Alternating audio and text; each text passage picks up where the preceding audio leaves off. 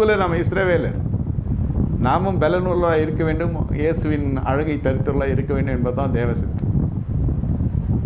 அதனால தான் நிறைய பேர் இந்த விசுவாசிமார்களோட பசங்கள்லாம் காதல் வசப்படுறதுக்கு காரணம் என்னென்னா, எல்லாரையும் விட்டுட்டு உங்களை லவ் பண்ணுறதுக்கு காரணம் என்னன்னாக்கா, இந்த அபிமெலேக்கு வர்றான். அந்த அம்மா ஒன்றும் திரும்பி கூட பார்க்கல, அது வேறு விஷயம் இல்லை. இதெல்லாம் ஒரு புறம் இருந்தாலும் ஈசாக்கு என்ன செய்கிறார் பார்த்தீங்கன்னா, மனைவியாக ரெபேக்காளோட விளையாட ஆரம்பிச்சிடுறாரு. இந்த நேரத்தில் இது தேவையா? பிள்ளைங்களாம் வளர்ந்த பிள்ளைங்க, அடுத்த வேலை ஆகாரத்துக்கு பிரச்சனை, பஞ்சகாலம் இருக்கிறது, கையில் காசு இல்லைன்னா நம்மளால பாருங்கள். வெளியில் பார்த்தா அவன் நிற்கான்.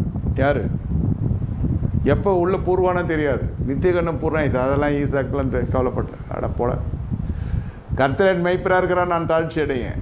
புருஷனாகிய நான் எப்படி இருக்கிறோமோ நான் அப்படி இருப்பேன் வீட்டில். ஆமாம், இல்லற வாழ்க்கையின் ஆசீர்வாதம் அது.